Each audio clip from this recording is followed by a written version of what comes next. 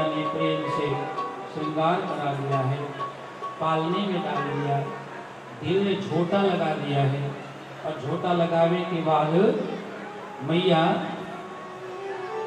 चली गई रंगनाथ जी का पूजन करने के लिए। पूजा करती हैं, पूजन करने के बाद नैवेद्य लगाती हैं, भोग लगाती हैं। भोग लगा करके मैया थोड़ी देर के लिए वहां से हट जाती है, अन्य काम में लग गई। अचानक एक भगवान ने लीला रची, बड़ी सुंदर लीला भगवान रचते हैं। एक स्वरूप से भगवान पालने में है और दूसरे स्वरूप से भगवान रंगनाथ जी के सामने जो भोग लगा हुआ, जो प्रसादी रखी हुई है, उसको पार है। कौशल्या मैया ने देखा भगवान के इस अद्भुत रूप को, देख करके परेशान हो गई। अभी भगवान पालने में ही है और पालने में भगवान क्या कर रहे हैं, रंगनाथ जी को जो भोग लगा हुआ है उस भोग को प्रसादी के रूप में पा रहे हैं। भगवान इस लीला को क्यों रच रहे हैं, भगवान को इस लीला को रचने की आवश्यकता क्या है, भगवान माता कौशल्या से ये बतलाना चाहते हैं। अरे मैया, जो अखिल ब्रह्मांड का नायक है वो तो तुम्हारी गोदी में आया हुआ है और तुम अपना मन मुझ में न लगा करके अब भी केवल पूजा पाठ और रंगनाथ जी के पूजन में ही अपना मन लगा के बैठी हो। जबकि भक्तों को अगर मुझे कुछ देना है तो फिर एक वस्तु देने लायक है, उसका नाम है मन। भगवान के पास सब कुछ है, भगवान के पास फिर एक चीज नहीं है, भगवान के पास अपना मन नहीं है। विष्णु सहस्त्र नाम में भगवान का एक नाम है अमना, जिसके पास अपना मन ही न हो उसे कहते हैं अमना। और सुतीक्षण जी ने राम जी से यही कहा, शोक छुनाथन मोर निहोरा, शोक छुनाथन मोर निहोरा, शोक छुनाथन मोर निहोरा, शोक छुनाथन मोर निहोरा, शोक छुनाथन मोर निहोरा, शोक छुनाथन मोर निहोरा, निज पन राधेऊ जन मन तोरा, निज पन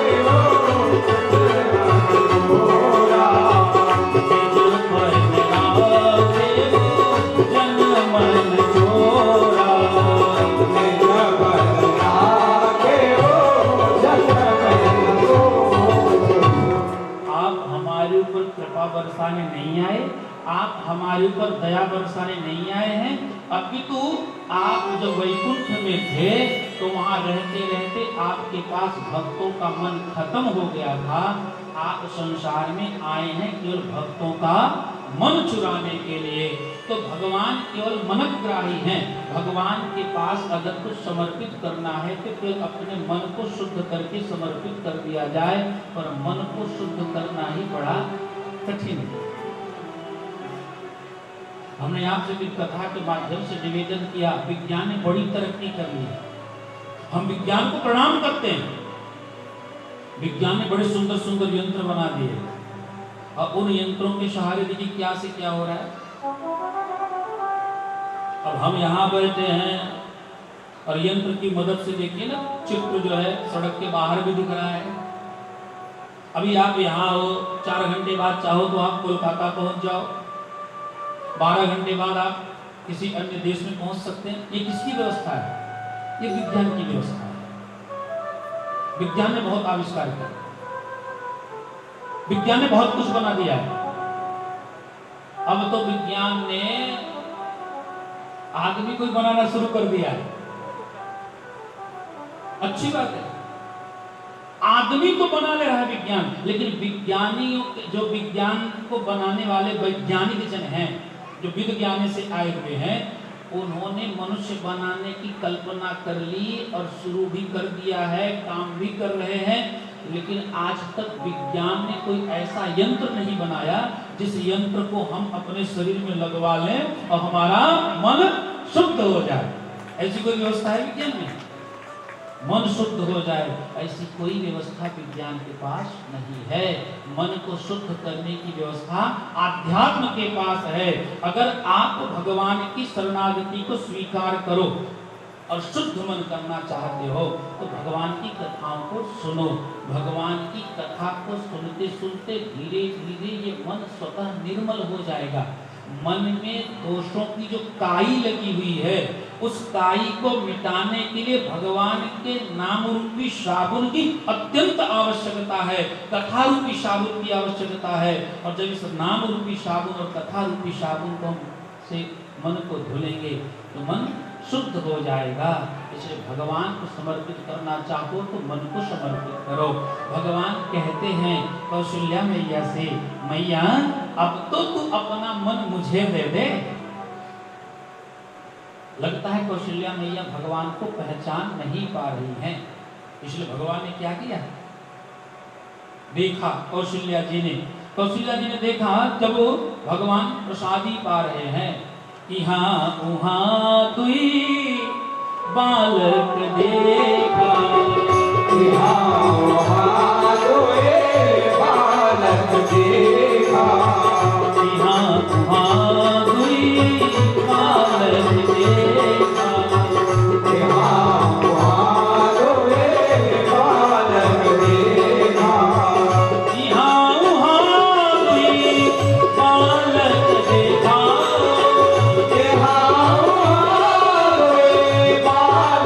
देखा, मति भ्रम मोरती आनंद देखा,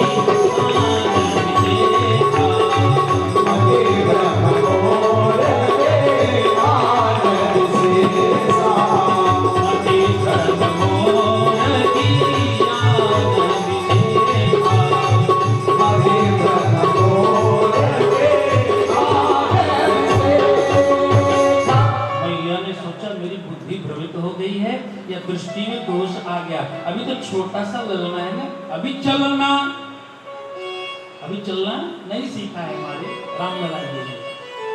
और तब तक देखती क्या है कि प्रसादी पा रही है, भोग लगा रहे हैं भगवान। इसलिए माता जी को आश्चर्य हुआ, और जब आश्चर्य हुआ तो अपनी बुद्धि को की परीक्षा करना चाहती हैं, बुद्धि मेरी ठीक है या नहीं, दृष्टि ठीक है या नहीं। और तब तक भगवान ने अपने वैराज स्वरूप का दर्शन करा दिया। देखरावा मात ही निज अद्भुत रूप अखंड, रोम रोम प्रतिलागे कोटि कोटि ब्रह्मांड। और श्रीमन्नारायण भगवान की जय। भगवान ने अपने वैराज स्वरूप का दर्शन करा दिया है। वो वैराज स्वरूप जिसमें पूरी सृष्टि दिखाई पड़ रही है। पूरी ये सृष्टि, ये मृत्यु लोक की बात नहीं करते, ये जो अखिल ब्रह्मांड है, ये जो 14,000 ब्रह्मांड हैं, 7 लोक, अतल वितल सुभूर भुवर स्वर महर जना तपः सत्य लोक। इतना ही नहीं, अतल वितल सुतल रसातल तलातल महातल पाताल, ये सब जिनके पादतल के नीचे रहते हैं। अखिल ब्रह्मांड को जब भगवान समाप्त कर देते हैं अपनी प्रलय लीला के माध्यम से, उसे रखते कहाँ है, अपने उदर में, अपने पेट में। एक बार की बात है, द्वारिकापुरी में भीम जी पहुंच गए। भीम जी पहुंचे तो बाहर से सूचना दिलवाई, जाके कन्हैया से बता दो हस्तिनापुर से भीम आया मिलने के लिए।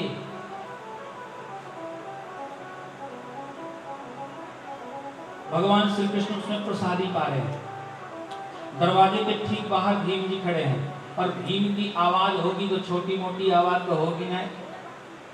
भीम जी एक बार बोल दे तो पूरी द्वारिका पूरी सुन ले। तो भगवान ने सुन लिया कि भीम जी दरवाजे के पास ही खड़े हैं। बंदी जाके कहता महाराज, वो हस्तिनापुर से भीम दादा आए। अरे सुनो सुनो, बोले हाँ, बोले उन्हें बाहर रोक के रखो। प्रतिहार ने कहा क्यों महाराज? अरे बड़ा पेटू है, वो बहुत खाता है, अगर मुझे देख लेगा खाते हुए तो मुझे तो नजर लगा देगा ना, इतने सुंदर सुंदर पकवान जो हम खा रहे हैं। भीम दादा सुन रहे थे, दरबान दरवाजे पे खड़े, तो भीम दादा ने हाथ उठाया और झटक दिया सबको। सब लोग बाहर गिर पड़े और भीम दादा अंदर प्रवेश करे। क्या बोला रे कन्हैया तू?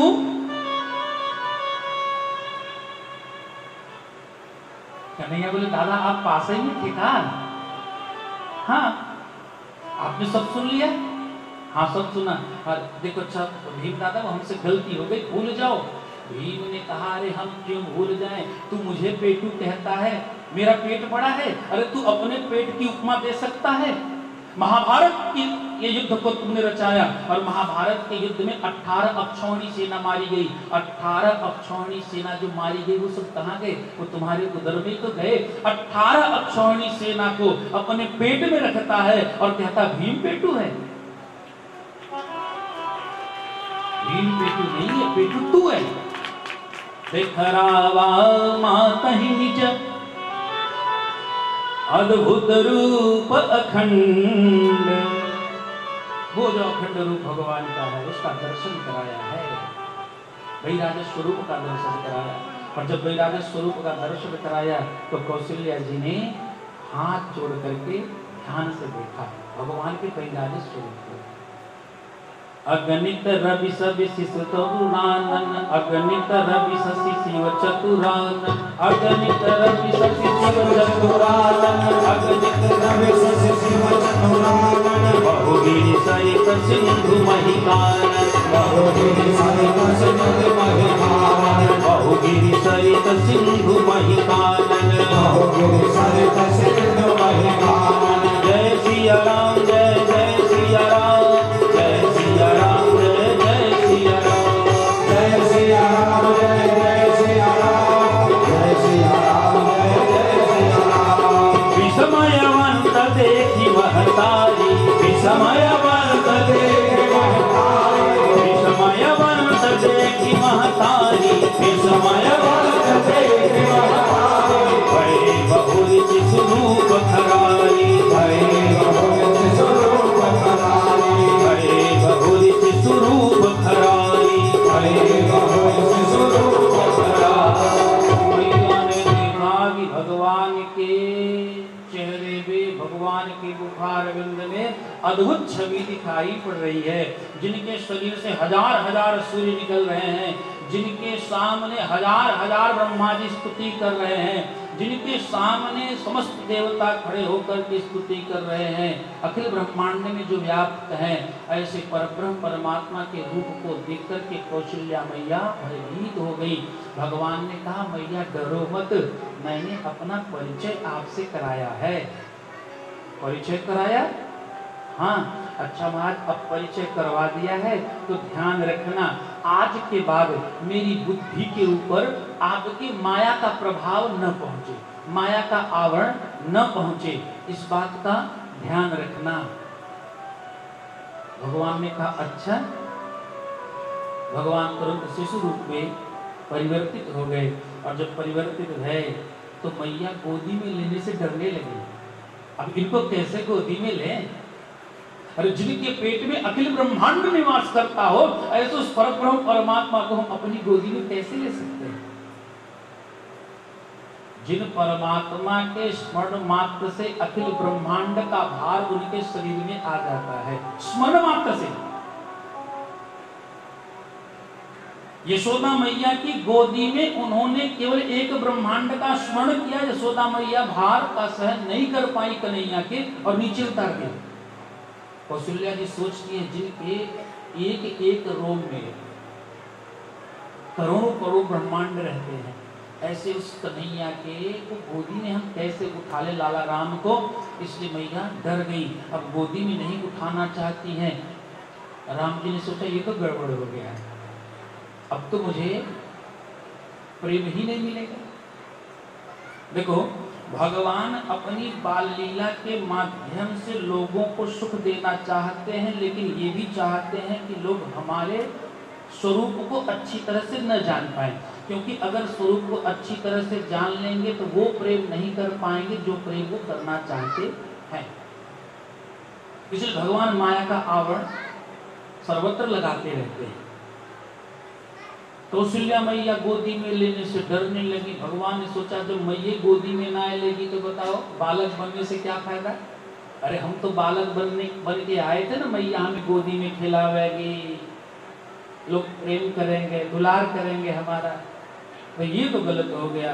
तो भगवान ने धीरे से कृपा बरसाई, और जैसे ही कृपा बरसाई वैसे ही कौशल्या मैया वो सब भूल गई कि भगवान के अखंड स्वरूप का हमने दर्शन किया है, और जैसे ही विस्मृत हो गए वो भाव, वैसे ही मैया ने रामलला जी को गोदी में ले लिया है। अब धीरे धीरे भगवान चलने लगे हैं। अब भगवान उस आंगन में जो महाराज दशरथ जी का है, उस आंगन में मैया सजा धजा करके छोड़ देती है।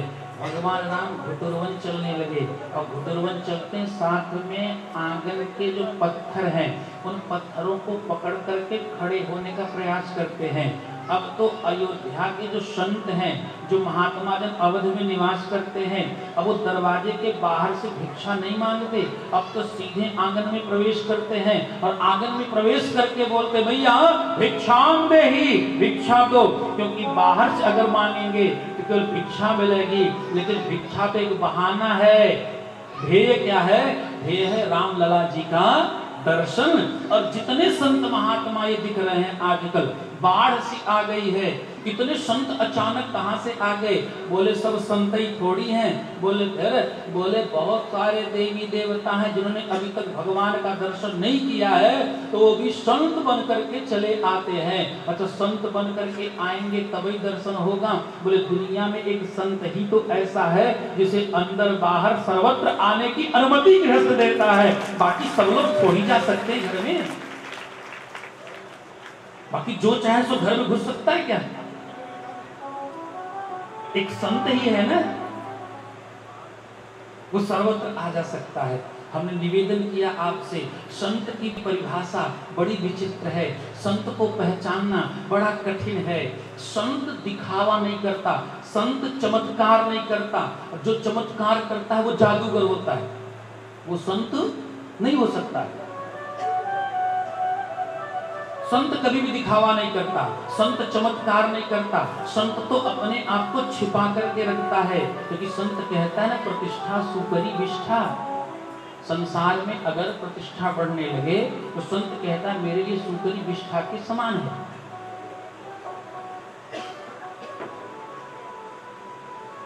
इसलिए संत चमत्कार नहीं करता है, वो छिप करके रहता है।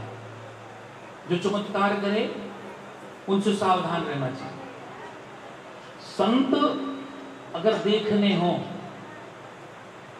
तो विंध्याचल की कंदराओं में चलिए, संत को अगर देखना हो तो गिरिराज जी की तलहटी में चलिए, संतों को अगर देखना है तो बद्री विशालापुर की ऊंची पहाड़ियों पे चलिए। हमारे वृंदावन में जो एक से संत हैं जो 10-10 साल से गिरिराज जी की परिक्रमा लगा रहे, परिक्रमा पूरी नहीं हुई अभी तक, बिल्कुल कृषकाय, हजार दंडवत की परिक्रमा करते तब एक बार आगे बढ़ते हैं, फिर 1000 बार दंडवत करते हैं, फिर तब आगे बढ़ते हैं, फिर 1000 बार, इस तरह से कई वर्षों से लोग परिक्रमा कर रहे हैं, परिक्रमा पूरी नहीं हुई। मैंने एक संत जी को देखा वृंदावन में, बड़ा अद्भुत स्वरूप था, बड़ा सुंदर स्वरूप। संत जी को हमने कभी भी बाहर घूमते टहलते नहीं देखा। अच्छा, उनकी कुटिया के सामने एक कपड़ा के अलावा दूसरा कपड़ा हमने कभी नहीं देखा जब तक मैं वृंदावन में था। स्नान कर लिए, एक गीला कपड़ा बाहर और एक पहन लेते, बस इसके अलावा कपड़ा नहीं हुआ करता था। वो संत हैं, और ऐसे संत जो होते हैं वो गृहस्थ के यहाँ आ जा सकते हैं। इसलिए संत बन करके सारे देवता आते हैं और दर्शन करते हैं। रामलला जी खड़े हो रहे हैं, खड़े होने का प्रयास कर रहे हैं, पत्थरों को पकड़ते हैं, और जैसे पत्थरों को पकड़ करके खड़े होने का प्रयास करने लगते हैं, वैसे ही जो संत जन हैं वो अपने भाग्य को कोसते हैं। हे प्रभु, हे परमात्मा, हे ब्रह्मा जी, आपने हमें संत बना करके क्यों भेजा? अरे आपको बनाना ही था, हमें पत्थर बना करके भेजा होता, जो कि इन श्री दशरथ जी के राजमहल में लग जाते। कभी न कभी तो भगवान अपने हाथ से हमारा स्पर्श कर लेते और हमारा तरण तारण हो जाता है। ऐसी अपेक्षा करते हैं संत जन। भगवान के दिव्य स्वरूप का दर्शन कर रहे हैं एकटक अपलक नेत्रों से। तब तक कौशल्या मैया आ गई। अरे बाबा, बाहर से भिक्षा मांग सकते हो? बाबा लोगों ने कहा, मैया अब लाला कुछ समारोह में तो व्यस्त रहती है, तो कहीं तो परेशानी ना है, यानी हम आंगन में चले आए। अब उत्तर प्रत्युत्तर कौशल्या मैया से और दर्शन श्री राम लला जी का। बोल राम भद्र महाराज की। भगवान धीरे धीरे चलने लगे और चलने लगे तो एक बार की बात है, राम जी के हाथ में मैया ने दे दिया एक कटोरा। अब कटोरे में मैया ने रख दिया माखन और रोटी। राम जी खाने का प्रयास करते हैं। ऊपर से श्री काकभूषुंडी जी उड़ रहे हैं, देख रहे हैं अगर ये प्रसादी हमें भी मिल जाती तो आनंद आ जाता। राम जी थोड़ी अपने नीचे गिरा देते, गिरा के आगे बढ़ जाते, मैं जूठन ले लेता।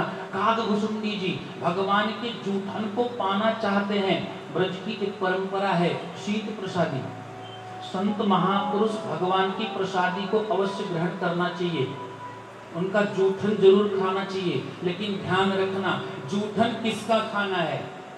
जो हमसे ज्यादा गुणवान हो, जो हमसे ज्यादा विद्यावान हो, ऐश्वर्यवान हो, जिसके अंदर सत्कीर्ति हो, जिसके अंदर स्वच्छ छवि हो, जिसका मन पवित्र हो, जो निर्विकार हो, जो हमसे ज्यादा अच्छा हो, उसके जूठन को खाना चाहिए। उससे सद्गुणों का प्रवाह होता है। अगर दुर्गुणी का जूठन आप खाओगे तो शरीर में दुर्गुणों का प्रवेश हो जाएगा। और संत के जूठन को पाने मात्र से ही तो सारे मन भूल जाते हैं ना। देवर्षि नारद के पूर्व जन्म की कथा सबको विदित होगी। देवर्षि नारद पूर्व जन्म में राम बालक जिनका नाम था, एक दासी के घर में पैदा हुए। लेकिन सत्संगति का प्रभाव तो देखो, एक संत जी ने दे दिया जूठन प्रसादी, और जूठन प्रसादी दिया तो जूठन प्रसादी से मन शुद्ध हो गया। मन शुद्ध हुआ तो तन्मय होकर के भजन करने लगे, और तन्मय होकर के जब भजन किया तो अगले जन्म में वही दासी पुत्र राम बालक देवर्षि नारद बना है। ये शीत प्रसादी का महत्व है। हमारे यहाँ एक संत हुआ करते थे सुदामा कुटी में, वो संतों को प्रसादी जिमाते थे। संत जन जब प्रसादी जीम करके उठ जाते तो कहते थे कोई पत्तल नहीं उठाएगा। ये संत जन जो प्रसादी पाके उठे हैं उनका पत्तल कोई नहीं उठाएगा। और संत जी के कटोरा लेके आते, संतों के पत्तल पे जो जूठन बच जाता था उसमें से थोड़ा थोड़ा निकाल लेते। कहीं से पकौड़ी ले लेते, कहीं से फुलौरी ले लेते, कहीं से चावल ले लेते, कहीं से कड़ी ले लेते, कहीं से कचरिया की सब्जी ले लेते, और सब लेकर के कटोरा भर करके और प्रेम से बैठ करके शीत प्रसादी खाते थे। संतों की प्रसादी, महात्माओं की प्रसादी, संत की प्रसादी मिल जाए, भगवंत की प्रसादी मिल जाए, जीवन सुधर जाएगा। काकभूषुंडी जी देख रहे हैं, हमने एक बहुत गलत धारणा धारण कर ली हृदय में। हमारे घर में जो संत महात्मा आते हैं उनकी प्रसादी तो हम ग्रहण करना नहीं चाहते, उनका जूठन तो हम खाते नहीं है। तब अगर होटल में गए तो कोई पूछता है क्या इस गिलास में कोई पानी पिया है कि नहीं पिया है, शुद्ध है कि स्वच्छ है, कोई पूछता है?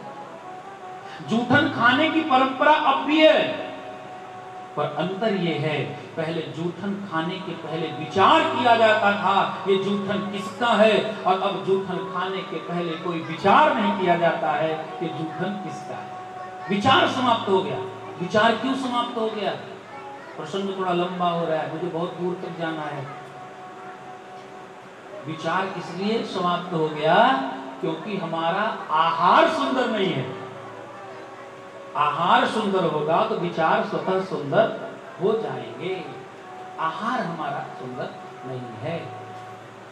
काकभूषुंडी जी देखते हैं, देखते देखते देखते ही रह गए। भगवान को प्रसादी छोड़ने का नाम ही नहीं लेते हैं। तो क्या किया? काग के भाग बड़े सजनी, हरि हाथ से ले गयो माखन रोटी। काग के भाग बड़े सजनी, हरि हाथ से ले गयो माखन रोटी। देखते देखते काकभुसुंडी जी का धैर्य छूट गया और राम जी के हाथ में जो माखन रोटी थी उसको निकाल करके लेकर के उड़ गए। भगवान शिव जी प्रशंसा करते हैं, वो बड़े भाग्यशाली हैं, वो वहाँ पे रहते हैं, वो वहाँ पे बाल लीला का दर्शन कर रहे हैं और माखन रोटी के जूठन प्रसादी को प्राप्त किया है। इसलिए काकभुसुंडी जी धन्यवाद के पात्र हैं। भोजन करत बोल जब राजा, भोजन करत बोल जब राजा, भोजन करत बोल जब राजा, भोजन करत बोल जब राजा, भोजन करत बोल जब राजा,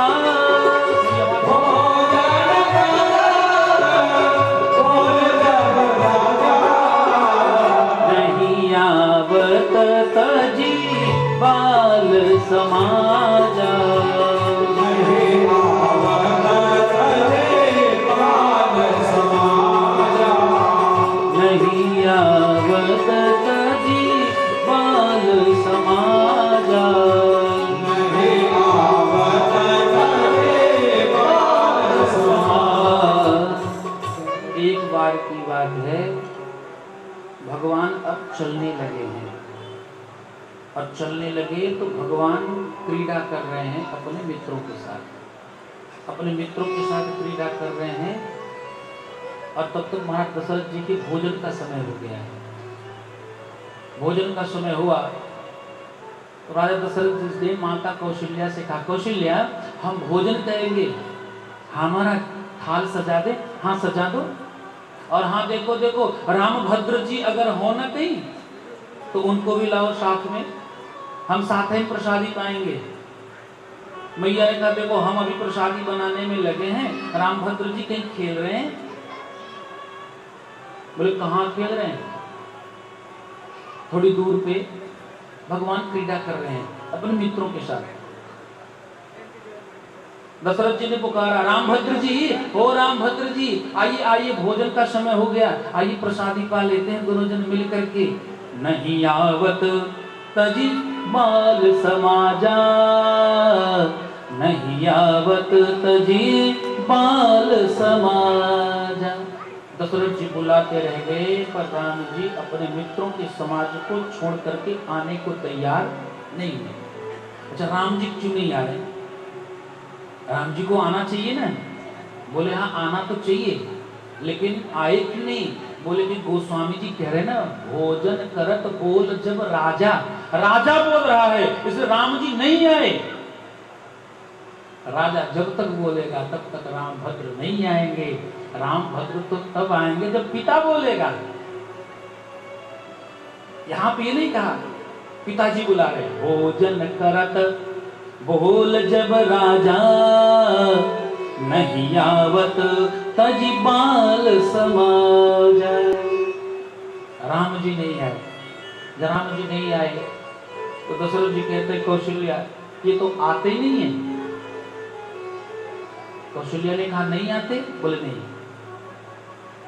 राम जी को पकड़ने के लिए कौशल्या जी गई और जब कौशल्या जी गई तो ठोमो की पग चल ही पर आई, ठुमो की पग चल ही पर आई।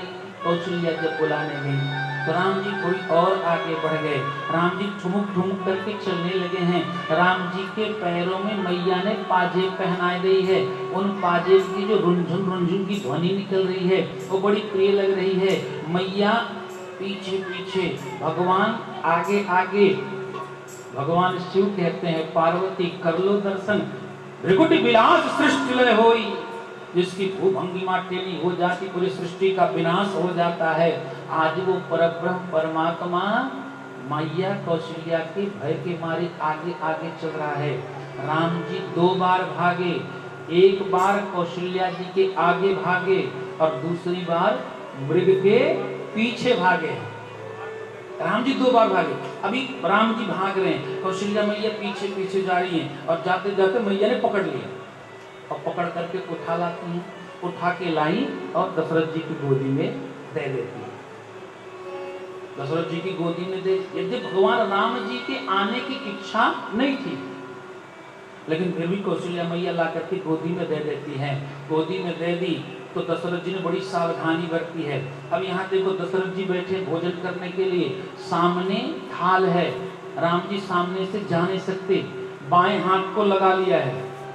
अब राम जी बाएं तो जा ही नहीं सकते और दाहिने हाथ को थाल में डाल दिया, अर्थात चारों तरफ से श्री रामभद्र जी को दशरथ जी ने पकड़ करके रखा है। अब राम जी जा नहीं, ऐसा दशरथ जी ने सोच लिया है, लेकिन राम जी का मन वहां नहीं लग रहा है। भगवान कह रहे हैं कोई जबरदस्ती मुझे नहीं बांध सकता है, अगर कोई बांधना चाहता है मुझे तो स्नेह की रस्सी चाहिए, प्रेम की रस्सी चाहिए, वो रस्सी चाहिए जो सुदामा के पास है, वो रस्सी चाहिए जो कौशल्या जो यशोदा के पास है। यहाँ पे राजा बन करके भगवान को पकड़ने का प्रयास किया और जैसे ही थाल में हाथ डाला, रामभद्र जी वहां पे बैठे हैं, लेकिन जब निवाला को उठा करके मुंह में डालना चाहते हैं तो इधर का रास्ता खुल गया और तभी ओदल लपटाए भगवान दही और चावल लेते हैं और लेकर के चले जाते हैं। और जैसे ही चले गए, भगवान राम अभी तक क्रीड़ा कर रहे थे ना, और क्रीड़ा करते करते भोजन करने चले आए। भोजन करते हैं, उसके बाद दही और चावल लेकर के भाग जाते हैं।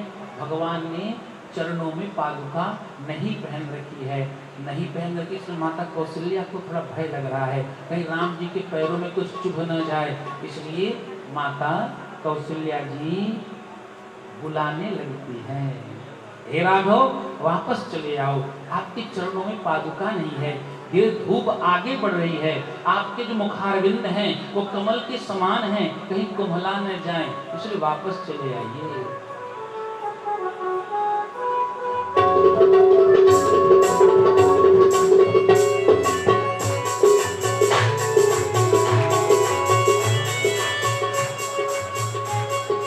राघव ललन तोरे कोमल चरण कहीं कंकड़िया नहीं गड़ी जाओ, राघव ललन तेरे कोमल चरण कहीं कंकड़िया नहीं गड़ी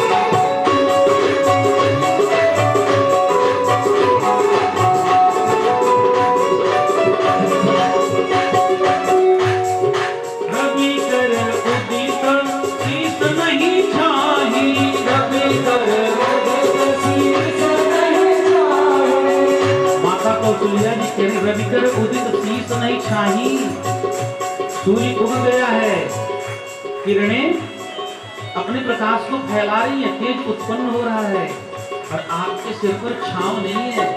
इसलिए हे राघव लाला, रवि कर उदित शीस नहीं छाही, रवि कर उदित शीस नहीं छाही, गगन नीर की सरसिज सब जाही, गगन नीर की सब जाही, गगन नीर की सरसिज सब जाही, गगन नीर की सरसिज सब जाही, तीरन पर असरन सरन की उखड़ा नहीं तुम्हारा।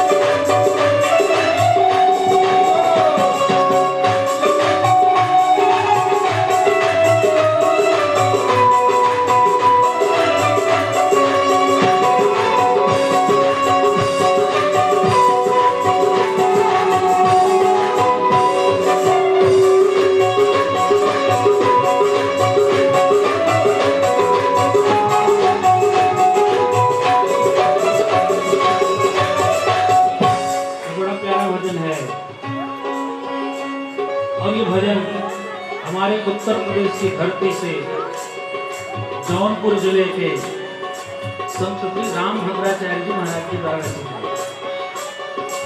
और ये भजन उन्होंने तब लिखा था जब उनका नाम राम भद्राचार्य नहीं था, जब उनका नाम था गिरधर मिश्र।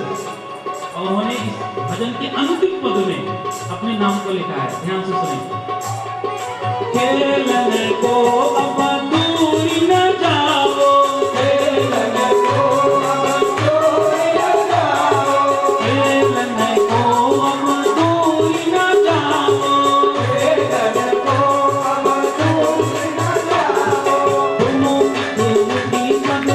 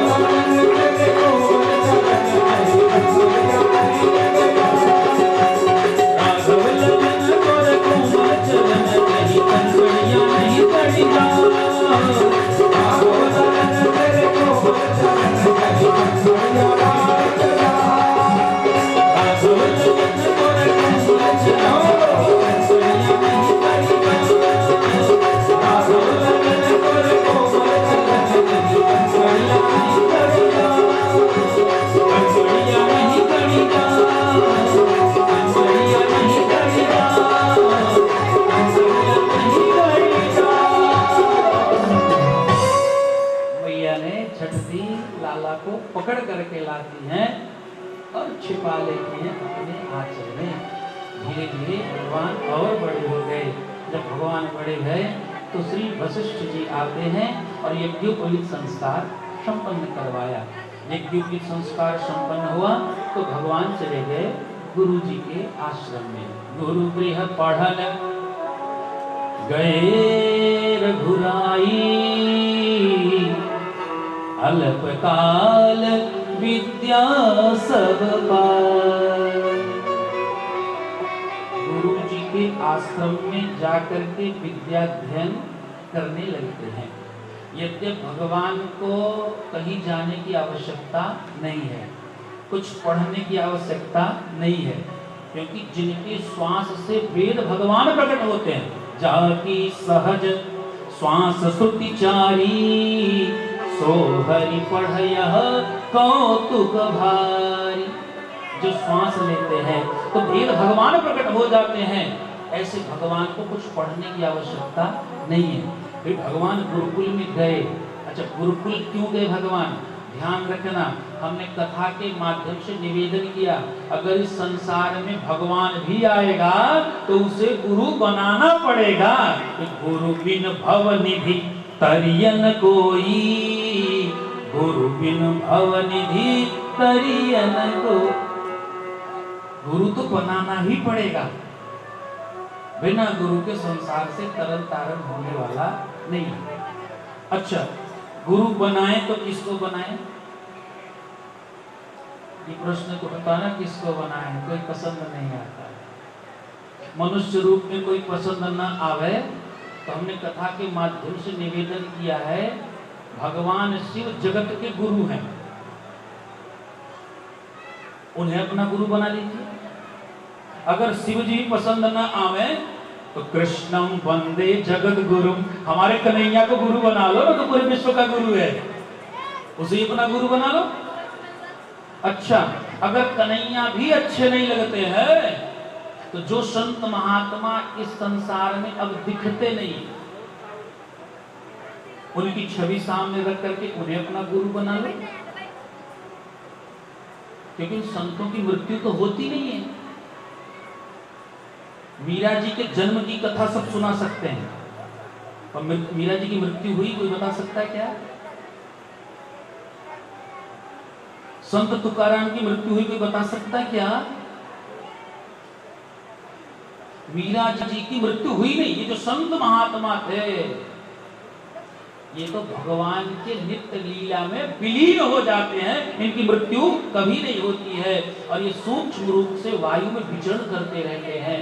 जो ऊर्जा आपको एक मानवधारी गुरु को बनाने से मिलेगी, वही ऊर्जा आपको वो आप्त पुरुष, वो निष्काम जो संत महात्मा इस संसार में अब दिखाई नहीं पड़ते हैं, अगर उनकी छवि को रख करके आप उन्हें अपना गुरु बना लेंगे तो वो ऊर्जा आपको मिलती रहेगी।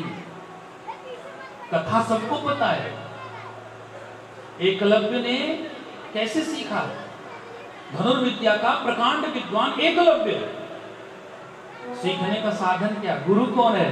द्रोणाचार्य जी की मिट्टी की मूर्ति बना करके उस मूर्ति के सामने अभ्यास करना शुरू कर दिया और विश्व का सर्वश्रेष्ठ धनुर्धर बन गया। तो गुरु कोई देह नहीं, गुरु कोई शरीर नहीं, गुरु कोई मनुष्य नहीं, गुरु एक पद है।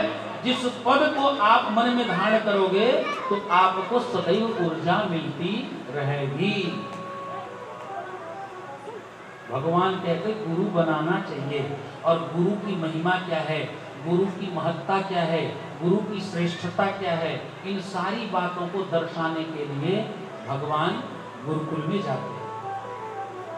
और गुरुकुल में जाकर के भगवान ने जो मर्यादा बनाई जो गुरु शिष्य की परंपरा को बनाई वो अवर्णनीय है।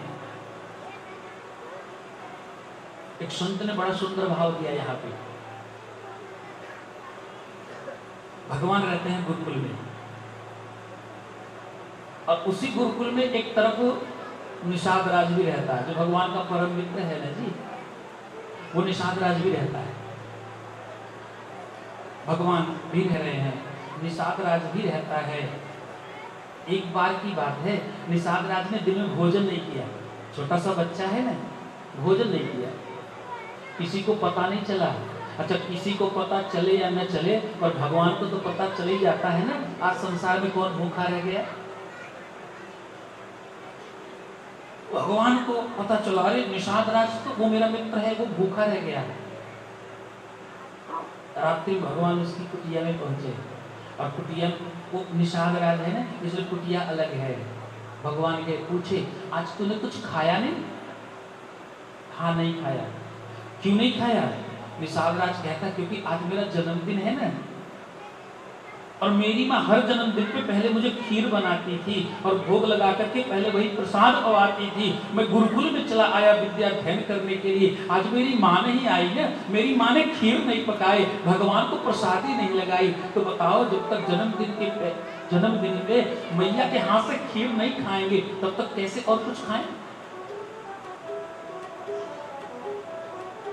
भगवान ने ध्यान से देखा, अब तो इसकी माँ आ भी नहीं सकती, क्योंकि निषाद राज की माँ तो 3 महीने पहले मर चुकी है। गुरु वशिष्ठ को पता था, लेकिन गुरु वशिष्ठ ने जानबूझ करके निषाद राज से नहीं बताया। अभी नया नया बच्चा है, पढ़ने आया है, बता देंगे तेरी माँ मर गई, पढ़ने में मन नहीं लगेगा, अध्ययन करने में मन नहीं लगेगा। इसलिए 3 महीने बीत गए, पर वशिष्ठ जी ने ये सूचना निषाद राज को नहीं दी। आज तक निषाद राज को नहीं पता है कि मेरी माँ मर चुकी है। वो अपनी माँ की प्रतीक्षा कर रहा है, मैया आवेगी, खीर खवावेगी, तभी कुछ खावेंगे, मैया आवेगी, मैं सुलावेगी, तभी हम सोवेंगे। ये जिद करके निषाद बैठ गया है। भगवान ने कहा, तू लेट जा, सो जा। नहीं, मैया मुझे लोरी गा के आज सुनावेगी। जन्म के दिन मैया मुझे लोरी सुनाती थी और मुझे सुलाती थी। तो जब तक मैया नहीं आवेगी, लोरी नहीं सुनावेगी, तब तक कुछ सोने वाले नहीं हैं। सब लोग सो गए आश्रम में, केवल 2 लोग जग रहे हैं, एक है निषाद राज और दूसरे भगवान राम। भगवान कहते, थोड़ी लेट तो जा, तेरी मैया आ रही होगी, रास्ते में देरी हो गई होगी ना, तू रुक जा। और थोड़ी देर में भगवान राम स्वतः निषाद राज की माँ का रूप धारण करके आ गए। बोलो राम भद्र भगवान की। आ गए भगवान, और आने के बाद लोरी गाने लगे। सो जा मेरे लाल निखरिया में, सो जा मेरे लाल निखरिया में, सो जा मेरे लाल निखरिया में, सो जा मेरे लाल निखरिया में, सो जा मेरे लाल निखरिया में,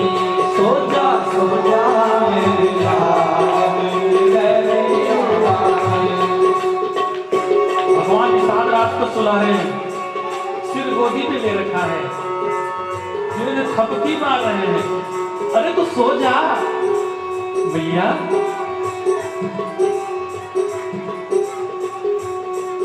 सोए सकल खग मृग पशु पक्षी, सोए सकल खग मृग पशु पक्षी, सोए सकल खग मृग पशु पक्षी, सोए सकल खग मृग पशु पक्षी, गहरी नैन अधरिया में, गहरी नैन अधरिया में, सो जा मेरे लाल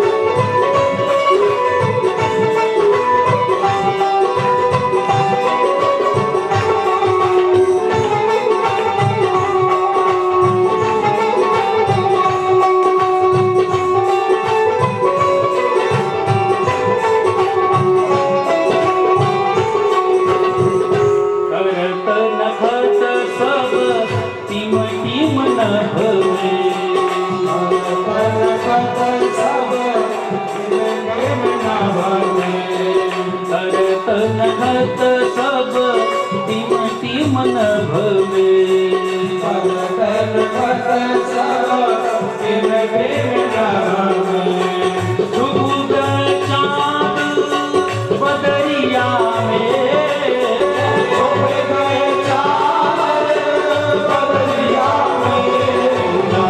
सो जा मेरे लाल की दरिया में सो जा मेरे लाल की दरिया में सो जा मेरे लाल की दरिया में सो जा मेरे लाल की दरिया में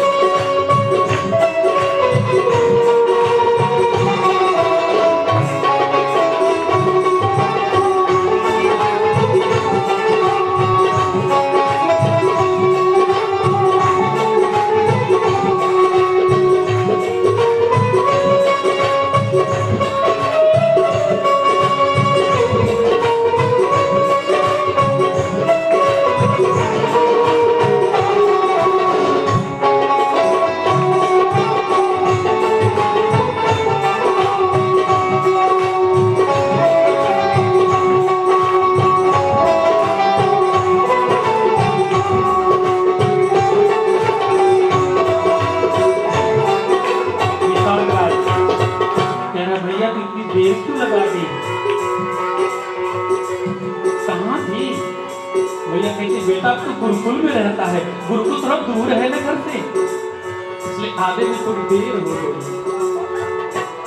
दूर से आई लाल तो है देखन, दूर से आए लाल तो है देखन, दूर से आई लाल तो है देखन, दूर से आए लाल तो है देखन, लागी देर डगरिया में लागी देर डगरिया में सो जा मेरे लाल की दरिया में सो जा मेरे लाल की दरिया में सो जा मेरे लाल की दरिया में सो जा मेरे लाल की दरिया में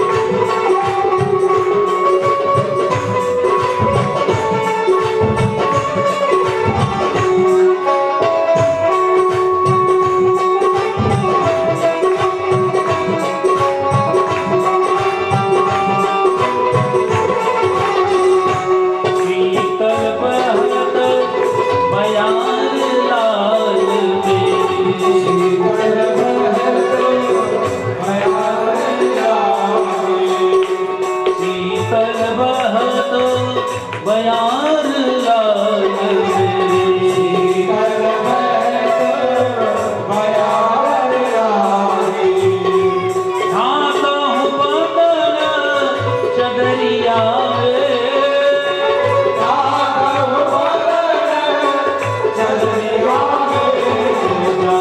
सो जा मेरे लाल की दरिया में सो जा मेरे लाल की दरिया में सो जा मेरे लाल की दरिया में सो जा मेरे लाल की दरिया में सो जा मेरे लाल की दरिया में सो जा मेरे लाल की दरिया में भगवान लोरी गा रहे हैं, निषाद को सुना रहे हैं, विराट को सुनाना चाह रहे हैं। भगवान निषाद सो जा अर्धरात्रि का समय है, सब लोग सो गए हैं और तब तक अरुंधति जी की नींद खुल गई। अरुंधति जी ने सोचा इतने सुंदर स्वर लोरी कौन आश्रम में गा रहा है, ये लोरी गाने वाली कौन है? लगता है किसी छात्र की माँ आई क्या, किसी विद्यार्थी की मैया आई क्या? अरुंधति जी वशिष्ठ के पास पहुंची। वशिष्ठ जी गुरु जी बोले क्या बात है? बोले किसी छात्र से मिलने उसकी माँ आई है क्या? वशिष्ठ जी ने कहा नहीं, मुझे तो कोई ज्ञान नहीं, लेकिन लोरी कौन गा रहा है, इतनी मधुर ध्वनि। अरे सोचो जब भगवान बंसी बजाते हैं तो बंसी कितनी प्यारी होगी, जब भगवान बोलते होंगे तो वो कितना प्यारा स्वर होता होगा, और जब भगवान गाते होंगे तो उनके गान का वर्णन कौन कर सकता है? अरुंधति जी कहती वो कौन है जो लोरी गा रहा है, कितनी प्यारी लोरी, वो गाने वाली कौन है? ध्वनि कहां से आ रही है? निषाद की कुटिया से। निषाद की माँ आ गई क्या? वशिष्ठ जी कहते नहीं, निषाद की माँ तो आ ही नहीं सकती। क्यों? क्योंकि उसकी माँ तो 3 महीने पहले मर चुकी है। फिर कुटिया से ध्वनि कैसे आ रही है, लोरी की आवाज कैसे आ रही है?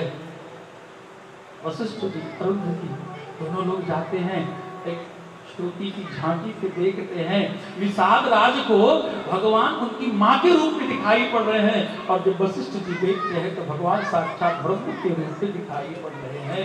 आज वशिष्ठ जी ने भगवान का दर्शन किया है और अरुंधति जी को दर्शन कराया है। इस तरह से भगवान निषाद राज की सुरक्षा की थोड़े दिनों में भगवान ने सारी विद्याओं को सीख लिया है, और सारी विद्याओं को सीखने के बाद भगवान अपने घर आते हैं। भगवान घर आए तो जिस तरह से विद्या अध्ययन करके आए हैं उसी तरह का आचरण भगवान करते हैं। प्रातः काल उठी के रघुनाथा, प्रातः काल उठी के रघुनाथा, प्रातः काल उठी के रघुनाथा, प्रातः काल उठी के रघुनाथा, माता पिता गुरु नाम ही माथा, माता पिता गुरु नाम ही माथा, माता पिता गुरु नाम ही माथा, माता पिता गुरु नाम ही माथा। प्रातः काल उठ करके भगवान श्री रामभद्र जी अपने माता पिता के चरणों में प्रणाम करते हैं। आचरण भगवान जी इस तरह से करते हैं। धीरे धीरे समय व्यतीत होता गया। राम जी के लीला को देख करके नगरपुरवासी बड़े प्रसन्न होने लगे हैं। रामभद्र जी मार्गों पर निकलते हैं, अयोध्या की गलियों से निकलते हैं, सब लोग चारों ओर खड़े हो जाते हैं। रामभद्र जी जा रहे हैं, इनका स्नान, इनका दर्शन कर लो। रामभद्र जी अगर किसी से बात कर लेते हैं, सब लोग उनसे बात करने के लालायित रहते हैं, दो टुक बातें हो जाती तो बड़ी अच्छी बात है। धीरे धीरे भगवान राम के बड़े प्रिय हो गए हैं, सर्वप्रिय हो गए। और उस समय एक विश्वामित्र ऋषि रहा करते थे जंगल में, जो बार बार यज्ञ करना चाहते हैं, पर उनके यज्ञ को राक्षस आकर के नष्ट कर देते हैं। जब विश्वामित्र को पता चला कि भगवान का जन्म हो चुका है, भगवान कहाँ आए हैं, बोले भगवान राजा दशरथ जी के यहाँ आए हैं, तो विश्वामित्र जी पश्चाताप करने लगे, अरे मैं गृहस्थ तो था ही, तो महात्मा क्यों बन गया? अगर भगवान गृहस्थ के घर में ही आते हैं तो महात्मा बनने की क्या आवश्यकता थी? मैं महात्मा न बन के गृहस्थ बना होता तो अच्छा, लेकिन मेरा यज्ञ पूर्ण कैसे होगा? यज्ञ पूर्ण तो तब होगा जब राम जी आएंगे। और विश्वामित्र जी आते हैं,